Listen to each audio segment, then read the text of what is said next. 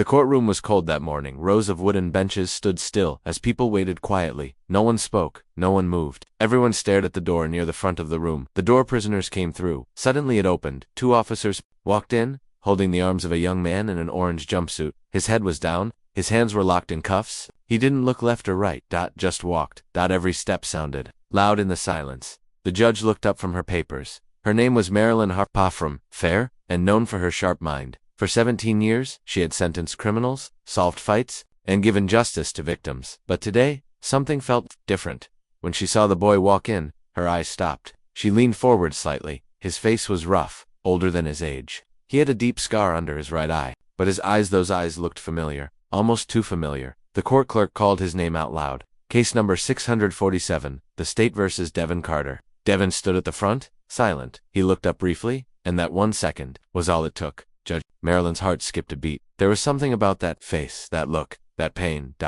She had seen it before. The lawyer for the state stood up and began reading the charges. The accused, Mr. Carter, age 23, is charged with robbery, assault on a store owner, resisting arrest, and destruction of public property. People in the back shook their heads. One woman whispered, another wasted life. A man muttered, he doesn't look sorry at all. But the judge didn't hear them. She was lost in her own memory, a memory from a long time ago.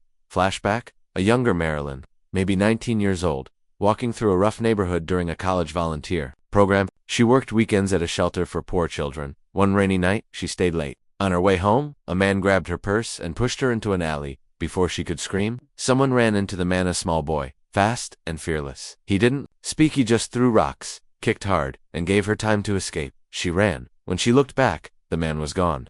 The boy was gone too. She never saw him again, but she never forgot the eyes.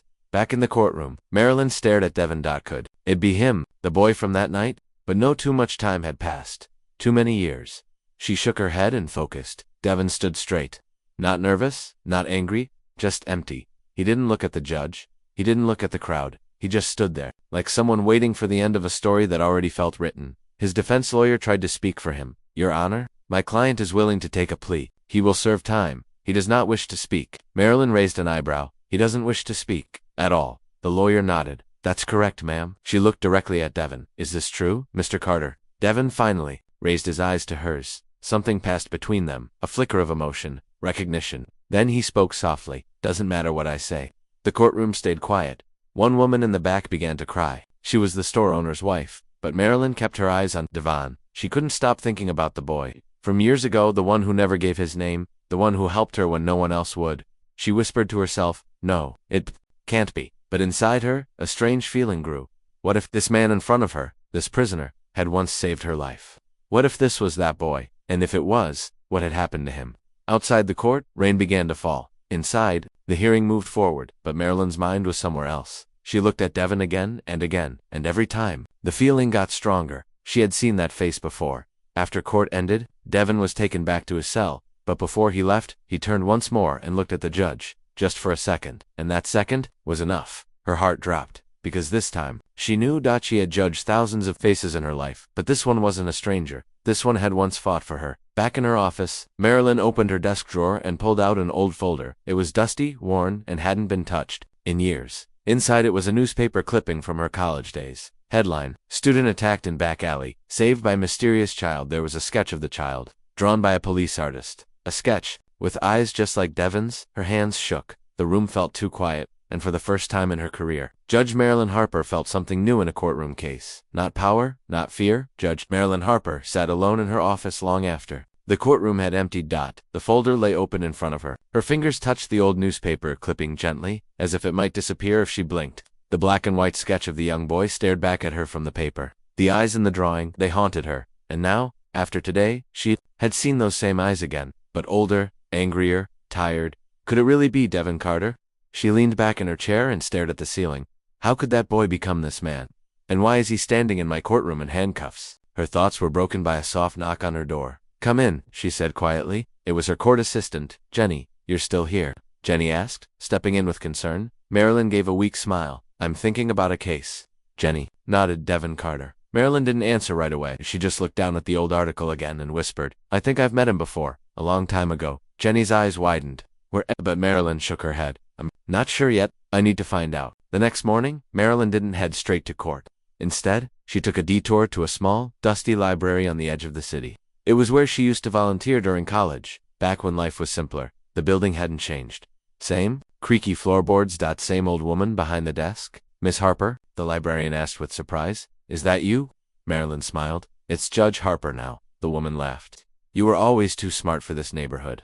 Marilyn sat at a nearby table and opened her notebook. I need your help, she said seriously. I'm looking for information about a boy from over 20 years ago. The librarian leaned in. A boy. He was homeless, Marilyn continued, lived on the street. I think he stayed near the old food shelter on 9th Avenue. The woman thought for a while, then she nodded. There were many kids like that back then. Some came and went, some just disappeared. Marilyn showed her the newspaper clipping. This one didn't disappear. He saved my life, and I think he's back. Later that day, Marilyn visited the Hope Shelter, the same place she had volunteered in college. It had changed owners, but one person was still there, Mr. Leroy, a retired janitor who had seen everything. I remember you, Leroy said, shaking her hand warmly. You were always bringing extra soup.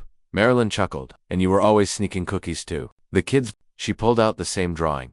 Leroy's eyes widened the moment he saw it. That's D. Marilyn froze. D. That's what we called him, just the letter D. He never gave a full name. Always quiet, always alone. But he watched over the other kids, like a little soldier. Her heart raced.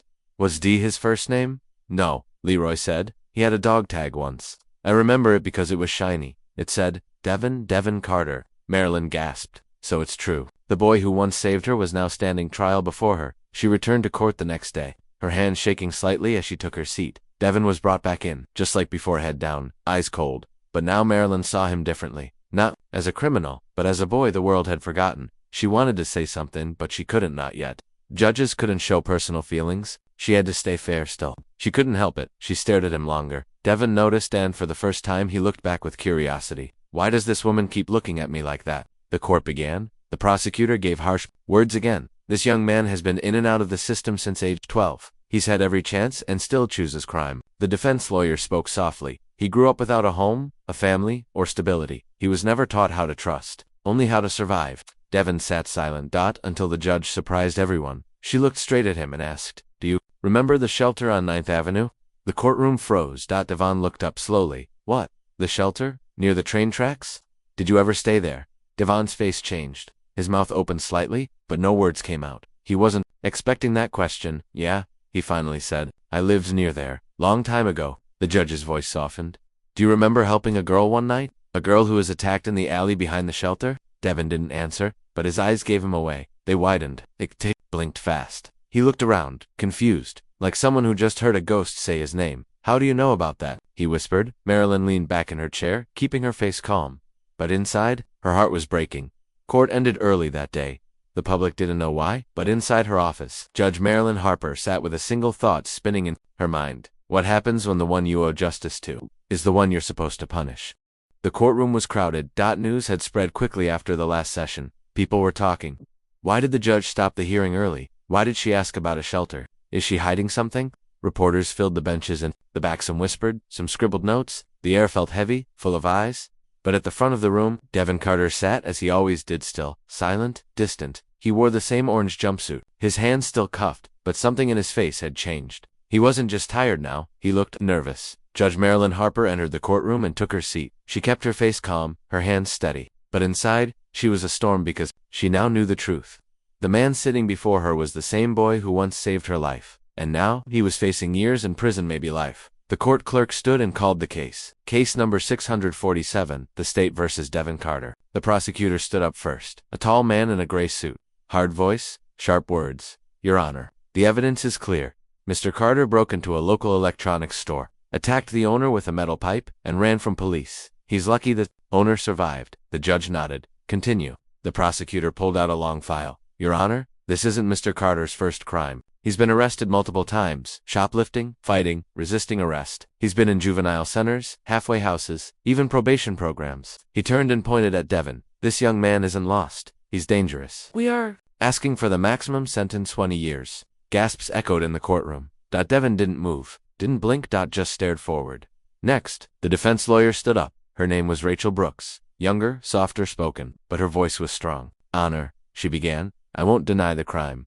Mr. Carter made a mistake, a serious one. He hurt someone, and he ran. She paused, but I asked this court to look deeper than what's on paper. She walked slowly across the floor. Devin Carter was abandoned at birth, passed through over 12 foster homes by age 14. He spent nights under bridges, days searching for food, and years building walls to survive. She turned toward Devin. He never had a family, never had protection, only fear. Judge Marilyn listened, trying to stay still, but every word cut deep. Rachel held up a photo.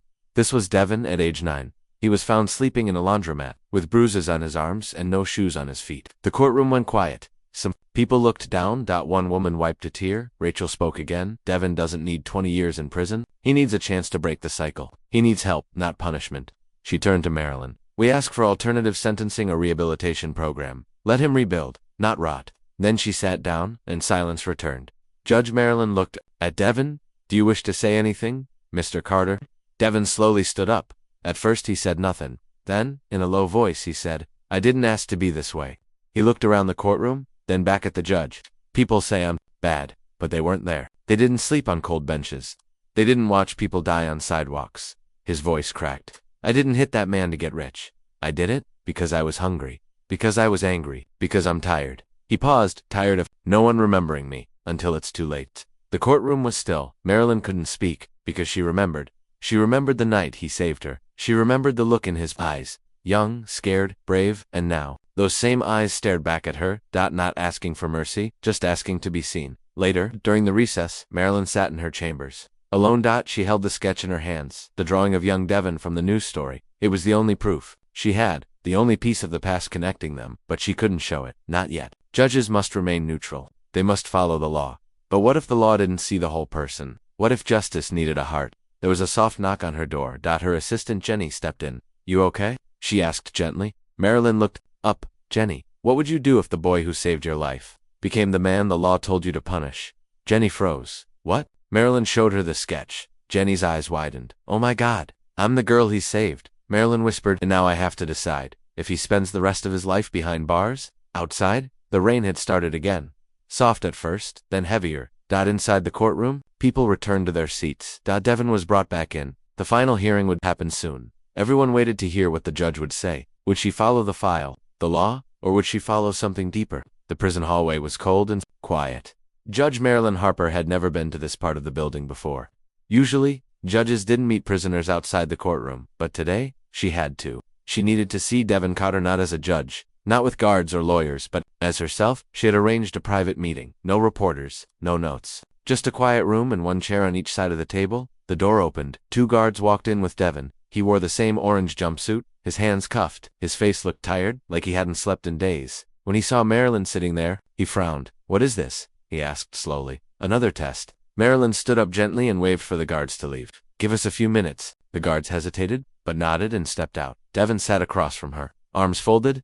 Silence. Marilyn took a deep breath. Her voice was soft but steady. I'm not here as your judge today. Devin looked confused. Then who are you? Marilyn leaned forward. Do you remember a girl, about 20 years ago, walking down an alley near a shelter on 9th Avenue? Devin didn't answer. His eyes twitched slightly. A girl who was attacked by a man in a hood, and a small boy came out of nowhere and helped her escape. Devin's jaw tightened. He looked away. Why are you asking that? Marilyn reached into her coat and slowly placed a folded worn sketch on the table. That girl was me. Devin stared at the drawing for a long time. Then he leaned back in the chair. His voice cracked slightly. You remembered? I never forgot, she whispered. Devin laughed a strange, dry laugh. You were the only one who ever did. He lowered his head. I didn't think anyone cared. Marilyn felt her throat tighten. I want to understand, she said. Tell me what happened after that night. Devin didn't speak for a while then. Slowly, the words came. I was 9.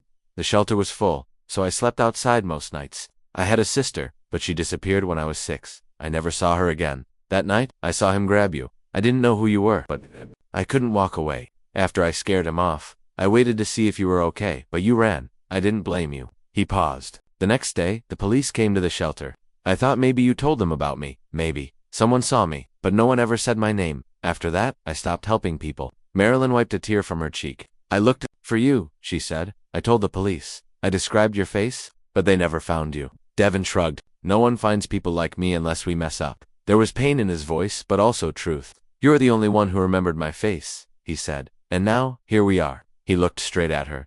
So what are you gonna do, Judge? Give me 20 years. Or are you here to say thank you before you lock the door? Marilyn stood and walked slowly around the room. Her heels echoed. I'm here. Because I don't know what the right thing is.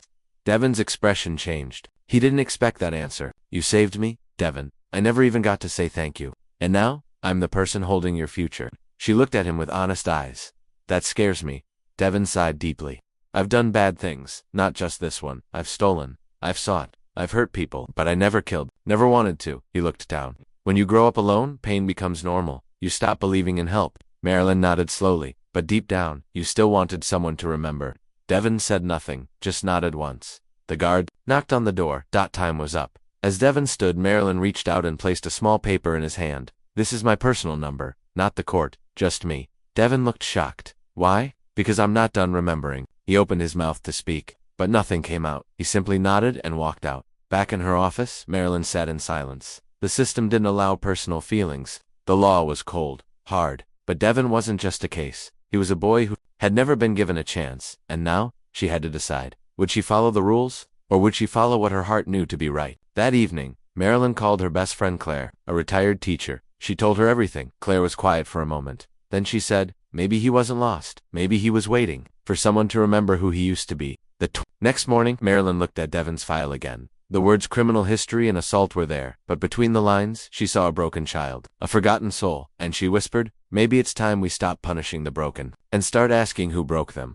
The next morning, Judge Marilyn Harper woke before the sun. She sat by her window, sipping coffee, her thoughts heavy. Outside, the city moved slowly. Buses rumbled, shops opened. People rushed to work, but inside her home, time had stopped. Couldn't stop thinking about Devon. He saved me, and I forgot him. It wasn't just guilt now, it was something more.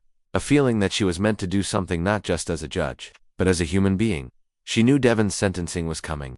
The prosecutor had made it clear. He wanted the maximum. 20 years, 20 silent. Wasted years, unless she found something. Something strong enough to change the outcome. She opened her laptop, typed in, Devon Carter, Foster Records, Shelter Reports. 2002, 2005, nothing. Most of it was sealed, lost, or deleted. But then she remembered something. Years ago when she worked at the shelter as a student, she used to write small reports about the children she met. Nothing official, just notes, memories, sketches. She used to keep them in a blue file box, locked away in her old closet. She rushed upstairs, pulled down the dusty box, and opened it. Old drawings, photos, handwritten notes, and then something strange. A yellow envelope. No stamp, no name, just the word. To the lady who smiles, her hands froze. She opened it slowly. Inside was a folded letter written in pencil. The handwriting was rough. Like a child's, she began to read. I don't know your name, but you always smile at me when you give out food. You asked my name once. I told you D because I didn't know if I could trust you, but my real name is Devon. Devon Carter. I sleep behind the bins because I don't like the shelter. It's too loud, but you made me feel safe, even when you didn't say anything. So I wanted to say thank you. If something happens to me, at least someone knows I was here. I hope one day someone smiles at you like you smiled at me. From deep, Marilyn's eyes filled with tears. She clutched the letter to her chest. He remembered her, even as a boy, even when the world forgot him. She now had proof, not just of who he was, but of who he used to be, and that changed everything. Later, that day, she visited the old shelter one last time. The building was different now, turned into a community center, but one staff member, Ms. Olivia, had worked there as a young intern back then. When Marilyn showed her the letter, Olivia gasped. I remember this kid, she said. Quiet, sharp, always drawing in the corners. She paused, then added something unexpected. Gave me a sketch once. Said it was his mom, but when I looked at it, it looked more like you. Marilyn blinked. He drew me. Olivia nodded. He used to say, she's the only one who doesn't look through me. Back at the courthouse, Marilyn walked through the halls, holding the letter in her hand. For the first time in a long time, she felt nervous, not because of fear, but because she was about to break. Something not the law, but the silence. The silence around stories like Devon's, around kids who disappear, around pain that never makes it. Into reports. She stepped into her office and called her clerk. Please schedule a special review before the sentencing. A review? The clerk asked. Yes, Marilyn said. There's more to this case than what's on paper. Later that evening, she made one more call. To Devon's lawyer. I found something, Marilyn said quietly. It might help. The lawyer's voice brightened. What is it? A letter, she said, holding it gently. From when he was 9. It shows who he really is. Deep down, the lawyer paused, then asked softly, will the court accept it? Marilyn closed her eyes. If not the court, then the heart will. The next morning, Devon sat in a holding room, hands cuffed, eyes tired. But when his lawyer walked in and handed him the letter, his hands trembled. He stared at it. His mouth didn't move, but tears slowly filled his eyes. You kept it? he whispered. She did, the lawyer said. She remembered. Devin leaned back against the wall, hands still shaking. No one ever kept anything from me, not even my name. Meanwhile, in the courtroom the crowd returned, whispers filled the air again. What's going on now? Another delay. Why won't they just sentence him? Marilyn walked in, quiet and calm, but something about her was different. She didn't look like a judge today. She looked like a woman who had lived through something and come out stronger. She looked at the room, then at Devin, then at the envelope. In her hands, the courtroom was packed. Every seat was taken. Reporters lined the back wall. Lawyers, officers, and citizens whispered quietly. Some had come out of curiosity, others wanted justice. A few were just waiting to see a criminal get what he deserved. But no one expected what was about to happen. At the front of the room, Devin Carter sat in his orange jumpsuit, hands in cuffs. His face was still, but his eyes held something different today. Not fear, not anger, but a quiet, painful hope. Across from him, Judge Marilyn Harper sat in her chair. She looked down at the courtroom, then slowly raised her eyes to Devon, then to the people, and finally, to a small, yellowed letter in her hand. She cleared her throat. Before sentencing begins, I would like to speak. The courtroom went silent. Even the prosecutor looked surprised. Marilyn stood up and held the letter in both hands. This case is not simple, and today, I am not just speaking as a judge. I am speaking as a woman who once had her life saved by a boy no one remembers. Gasps filled the courtroom. Some turned toward Devin, others just froze. Marilyn's voice shook slightly as she continued. More than 20 years ago, when I was a college student, I worked at a local shelter. One rainy night, I was attacked in an alley. I was alone. I couldn't scream. She paused, but someone came to help. A boy, maybe 9 years old. He threw rocks. He chased the man away. Then he disappeared. I never got his name, but I never forgot his eyes. She turned toward Devin. 2 weeks ago, I saw those eyes again. The courtroom was frozen. The prosecutor stood up. Your Honor, is this relevant to the sentencing? Marilyn raised a hand to quiet him. Yes, it is. Because justice is not just about punishment. It's about truth. She held up the letter. I found this in an old box. It was written by a boy who signed his name D. In it, he said he didn't know if anyone would ever remember him. She opened the letter. Her voice trembled slightly as she read. If something happens to me, at least someone knows I was here. I hope one day someone smiles at you like you smiled at me. Devin looked down, eyes burning with emotion. The courtroom was silent. You could hear breathing, nothing else. Marilyn gently set the letter on her desk. Devin Carter is not just a man in an orange jumpsuit. He is a boy who tried to survive. A boy who helped others. A boy who was never given a real home. A real chance. She looked directly at the prosecutor.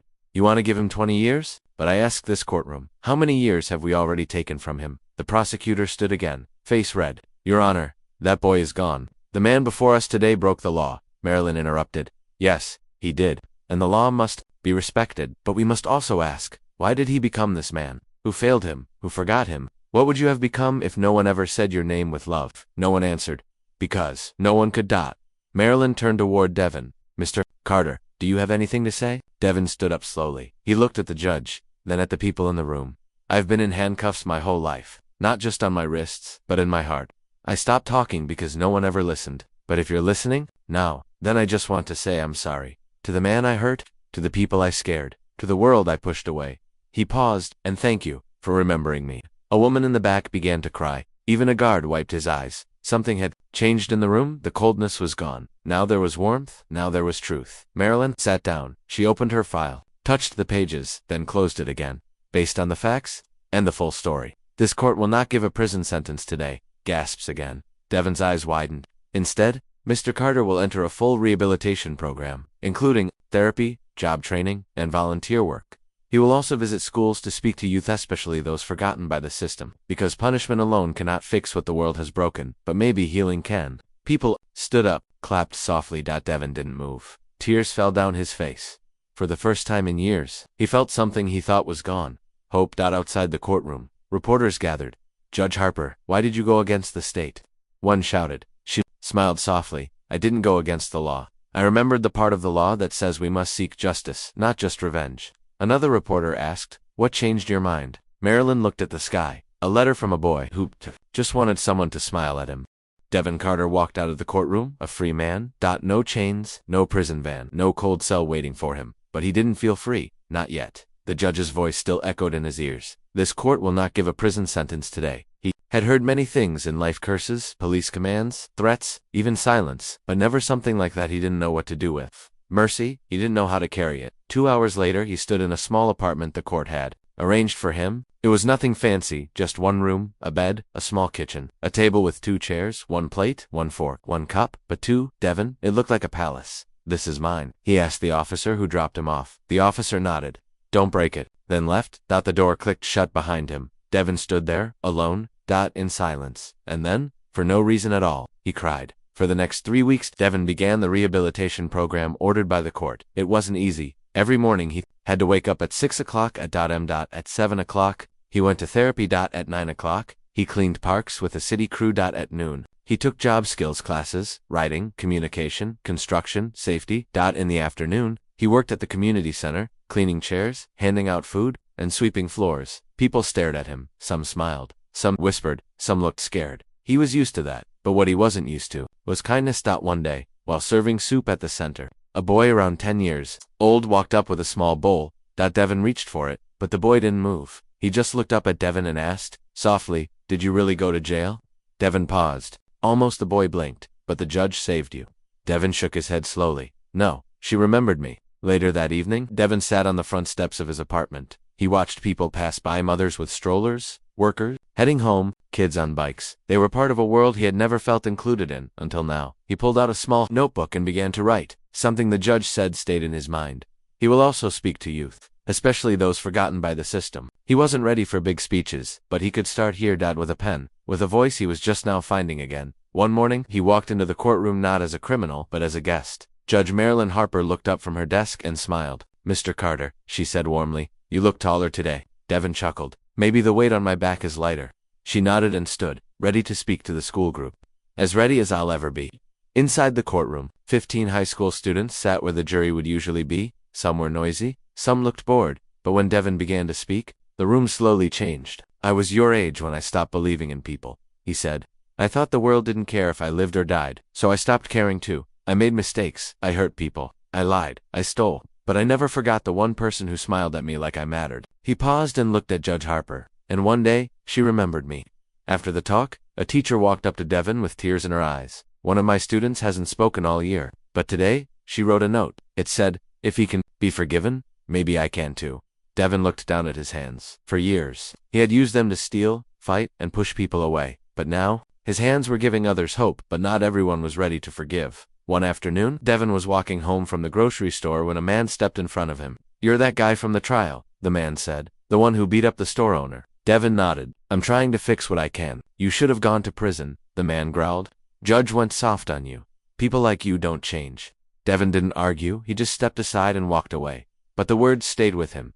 People like you don't change. That night, Devin sat in his apartment staring at the wall. The fear came back. What if I fail? What if they're right? What if I never really deserved a second chance? But then he looked at his table, Ed. The notebook, Ed. The drawing he had made of the judge smiling at him like she did when he was a boy, and he picked up the pen. Day 23. "I'm still scared, but scared is better than empty. And maybe scared means I care." The next week, Devin got a part-time job at a construction company. He wore a hard hat and gloves. He got dirty, but he liked it. The boss, Mr. Griggs, was a tough old man with a missing tooth and a kind heart. "Don't mess this up, Carter," he said. "You show up, you work hard, you get respect."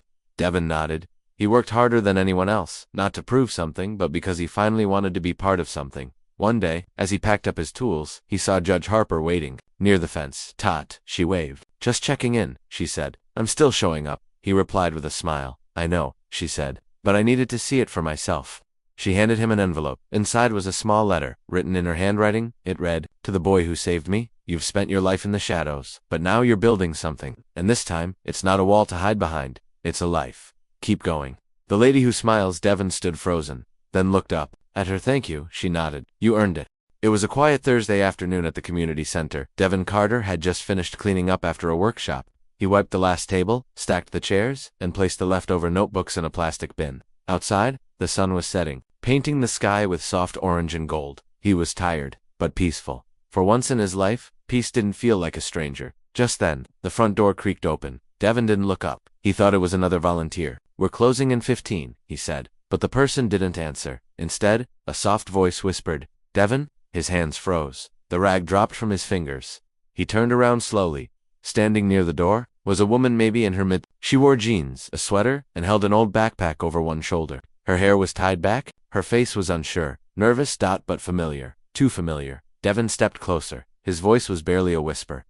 No way. She nodded slowly. Her voice cracked. It's me. It's Maya. Devin stumbled back a step, heart racing. He hadn't heard that name in over 20 years. Maya. His sister. The one who disappeared when he was just a child. The only person he ever loved before the world turned dark. I thought you were dead, he said, barely breathing. Tears ran down Maya's cheeks. I thought you forgot me. They sat on the center's front steps in silence. No words for a long time. Just heavy breathing, soft crying, and the wind passing between them. Finally, Devin spoke. Where were you? Maya wiped her eyes. After Mom left us, I tried to take care of you. But one night, I got picked up by child services. They put me in a different city, different foster homes. I kept asking about you, but no one ever gave me answers. Devin nodded slowly, jaw tight. Same for me. I was just a file in a cabinet, passed around like a backpack. Maya continued. When I turned 18, I started looking. But you had changed. Your last name. They said you were in trouble, I thought. Maybe you didn't want to be found. Devin looked down at his hands. I didn't want anyone to see who I had become. She touched his shoulder. I don't care who you became. You're still my brother. His eyes filled. He couldn't speak. He just leaned in and hugged her for the first time in decades. He felt the warmth of someone who loved him without conditions. Later, they sat on the steps, eating leftover sandwiches from the center. Maya looked at the building. You work here? Devin smiled. Volunteer. Judge Harper helped me get the program. She's the reason I'm not in prison. Maya tilted her head. Judge Harper, wait. She reached into her backpack and pulled out a folded newspaper clipping. It showed a photo of Judge Marilyn Harper during a youth court event. I read about her story, how she was saved by a boy when she was young. Devin chuckled. Yeah, that boy was me. Maya stared at him. You're serious? Dead serious. You saved a judge. Devin shrugged. Didn't know she was gonna be one. She was just a girl in trouble. And I knew what that felt like. They talked for hours. About childhood, about nights hiding under bridges, about the dreams they once had. Maya had worked as a nurse's assistant for the last few years. Life hadn't been easy for her either, but she'd stayed clean. Stayed out of trouble. She had no husband, no kids, just scars, like Devin. But now, they had each other. Before she left, Maya reached into her bag and handed him something small. It was a crumpled piece of paper folded 100 times over. I kept this, she said, all these years. Devin opened it. It was a drawing. Two stick figures, a little boy and a little girl, holding hands. Underneath, in a child's handwriting, it read, me and Maya forever. His breath caught in his throat. I remember this. She smiled through tears I never forgot. That weekend, Devin brought Maya to meet Judge Harper. They sat in her chambers. The three of them, no court, no rules, just people, real people. Judge Harper shook Maya's hand and smiled warmly. You're the first family member Devin's ever mentioned. Maya looked at Devin and smiled back. We were the only thing we had for a long time, and maybe it's time we get that back. Marilyn leaned forward. You know, some people say justice is blind, but I think maybe it just needs a chance to see clearly. In the months that followed, Devin continued working. He got certified in carpentry, started speaking in more schools. He and Maya got a small apartment together. 1 room, 2 beds, and a kitchen they both didn't know how to use. They fought sometimes, laughed a lot, shared meals and memories. They even began a little weekend building benches for shelters. Devin carved names into each one, names of forgotten children. He never wanted the world to forget them again. 1 year after his sentencing, a celebration was held at the courthouse. Not for a legal victory, but for a life reclaimed. Judge Harper stood in front of a small crowd of youth, volunteers, and officials. Devin Carter is proof that justice can be more than punishment. It can be healing, and healing is never loud. It's quiet, slow, but powerful. She invited Devon to speak. He walked to the front, holding a wooden plaque he had made with his own hands. It read, The Lady Who Smiles, from the boy who remembered. She covered her mouth, holding back tears. The room clapped. And Devin, once forgotten, was now the reason others were being remembered.